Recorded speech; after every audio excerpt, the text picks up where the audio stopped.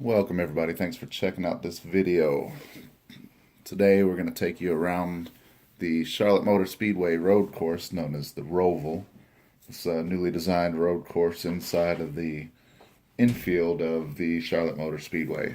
The track uses all four turns and 99% of the oval portion of the track, and right beyond pit road it makes a left turn and enters into the actual road course portion.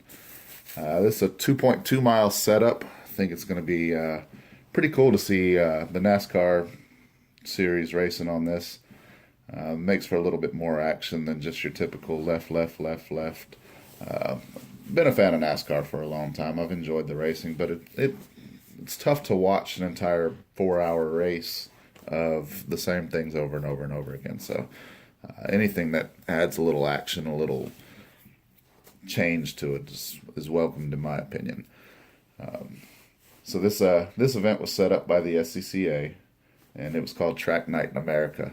They had a series going on for novice, intermediate, and advanced drivers where they could sign up and do 20-minute sessions on the track.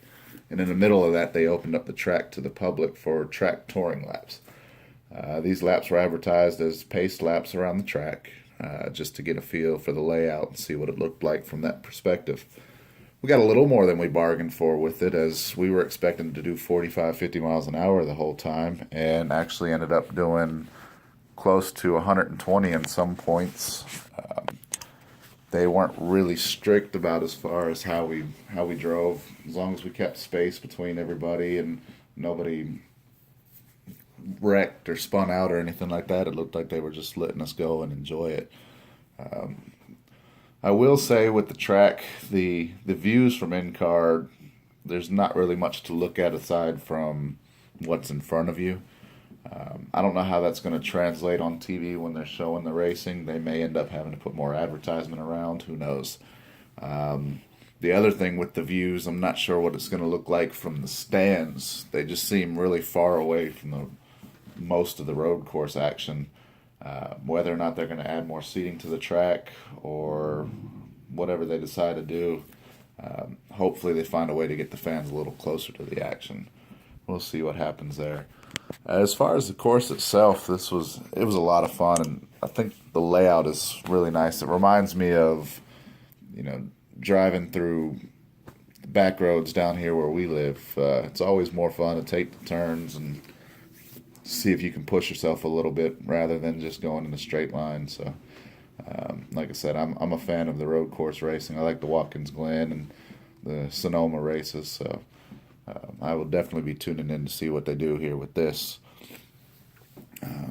So you're riding in car with me. Nothing special about my car, just a little 6-cylinder Dodge Challenger.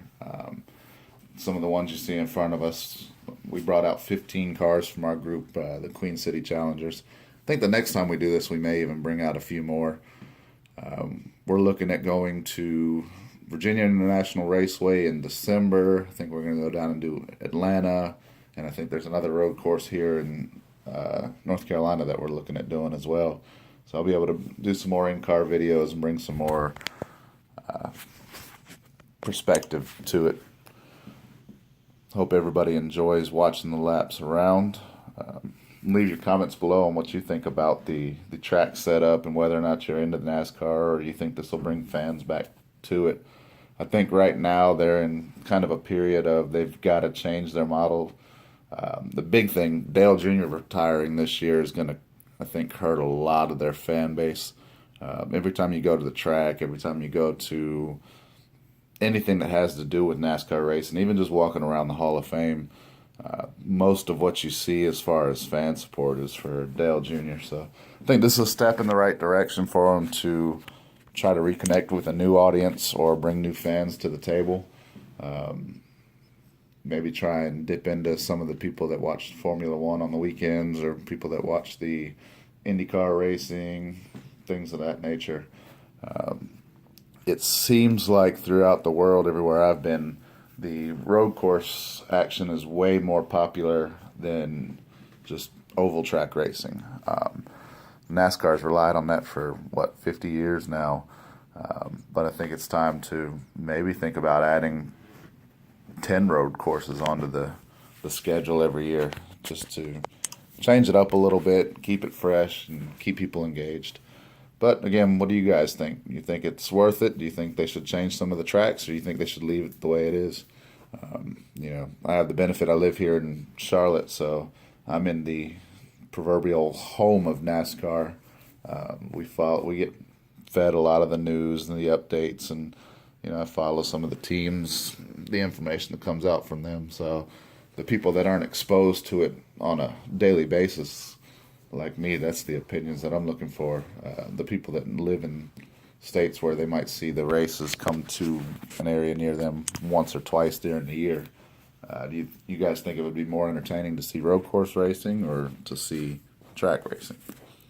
But thanks for checking out the video. Hope you enjoyed it, and we'll catch you on the next one.